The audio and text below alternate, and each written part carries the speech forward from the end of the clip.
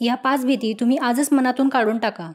Number 1, मी खूप गरीब आहे म्हणून मी काहीच करू शकत नाही. बऱ्याच लोकांचा हा माइंडसेट असतो की ज्याच्याकडे पैसा आहे तोच पैशाने पैसा कमवू शकतो. पण हा माइंडसेट एकदम चुकीचा आहे. जेवढे पण श्रीमंत लोक आहेत त्यांचे सुरुवातीचे दिवस हे अत्यंत गरिबीत गेलेले आहेत. उदाहरण द्यायचे झाले तर धीरूभाई अंबानी, शाहरुख खान, बिल गेट्स किंवा स्टीव्ह जॉब्स हे आजचे रिचेस्ट एकेकाळी अत्यंत गरीब होते. ह्यावरून कळते की मनात ठरवले तर तुम्ही काही करू शकता. फक्त तुमची यशस्वी होण्याची इच्छा ही अपयशी होण्याच्या भीतीपेक्षा अधिक प्रबळ पाहिजे. नंबर 2, लोक काय म्हणतील. कुठलीही गोष्ट सुरू करण्याआधी सगळ्यात जास्त मनाला त्रास देणारा प्रश्न लोक काय म्हणतील. हे बघा, लोकांचं कामच आहे बोलणं आणि लोकांच्या बोलण्याने काही फरक नाही पडायला पाहिजे. कारण लोक इथून मागे पण तुमच्याविषयी बोलले असतील, आज पण काहीतरी बोलले असतील आणि उद्या पण बोलतील. पण त्यांच्या बोलण्याने तुमचं काही नुकसान झालं का? नाही ना. आज तुम्ही एखादी सुरुवात करताय, पण उद्या जेव्हा तुम्ही यशस्वी व्हाल तेव्हा हीच बोलणारी लोक तुमची ओळख जगाला ओरडून ओरडून सांगतील.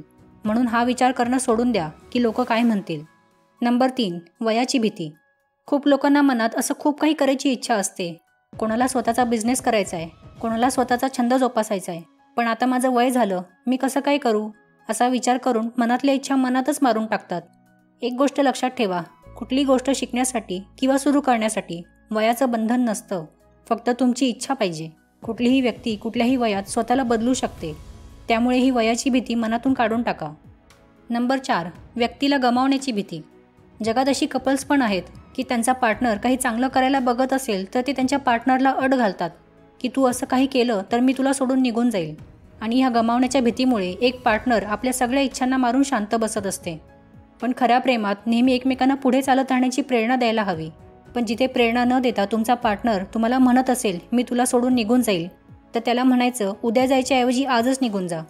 कारण एक पॉझिटिव्ह माइंडसेटची व्यक्ती तुम्हाला चांगले काम करण्यापासून कधीच थांबवणार नाही. आणि जर थांबवत असेल तर ती व्यक्ती तुम्हाला कंट्रोल करते. म्हणून अशा व्यक्तीला जाऊ देणेच चांगले. पण त्याआधी तुम्ही हे शुअर करा की तुम्ही काही चुकीचे काम तर करत नाही ना. ही जबाबदारी पूर्णपणे तुम्ही स्वतः घ्या. नंबर 5, हारण्याची भीती. कुठली पण स्पर्धा असेल, परीक्षा असेल, त्याआधी एक भीती नक्की सतावते, हारण्याची भीती. हे बघा, तुम्ही हारले तरी तुम्ही एक पाऊल पुढे आलेले असता. तुमच्यासोबत नवीन अनुभव जोडला गेलेला असतो.